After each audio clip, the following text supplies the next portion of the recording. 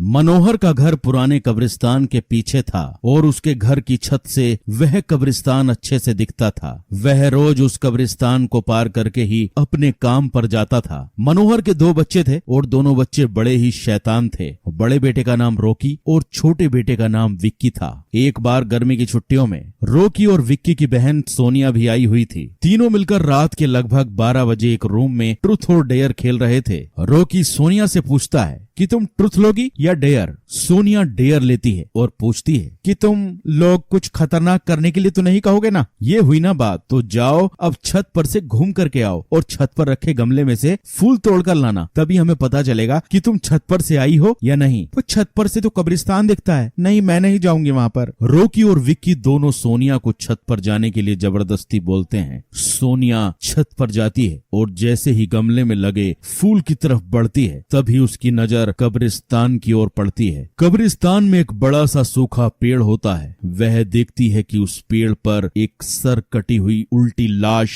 लटक रही होती है। सोनिया उसे देखती है और जोर से चिल्लाती हुई बेहोश हो जाती है। फिर जब सोनिया बहुत देर तक छत पर से नहीं लौटती है तो रॉकी और विक्की दोनों डर जाते हैं। वह छत पर जाकर देखते हैं तो पाते हैं कि सोनिया बेहोश पड़ी है। वो तुरंत मनोहर को बुलाते हैं और सारी बात बताते हैं। तुम तीनों को ऐसा खेल खेलने की जरूरत क्या थी? और रॉकी, तुम तो जानते हो कि उस कब्रिस्तान के बारे में कैसी कैसी खबरें आती हैं, फिर भी तुमने सोनिया को रात में छत पर जाने के लिए क्यों भेजा? सॉरी डैड, मुझसे गलती हो गई। हम आगे से कभी ऐसा नहीं करेंगे और फिर कभी दोबारा ऐसा काम किया तो तुम दोनों को उस कब्रिस्तान में छोड़ाऊंगा। अच्छा सोनिया बेटी, ये बताओ तुमने वहाँ ऐसा क्या देख लिया कि तुम वहीं बेहोश हो गई? सोनिया सहमी हुई हालत में मनोहर को सारी बात बताती है कि उसने क्या देखा। मनोहर ने उस कब्रिस्तान के बारे में ऐसी खबरें पहले भी सुनी हुई थी, इसलिए वह सोनिया को डांटता नहीं है और बच्चों को संभल कर रहने की सलाह देता है। एक दिन मनोहर को काम से छुट्टी मिलने में देर हो जाती है और उस दिन उसे ऑटो भी नहीं मिलता है।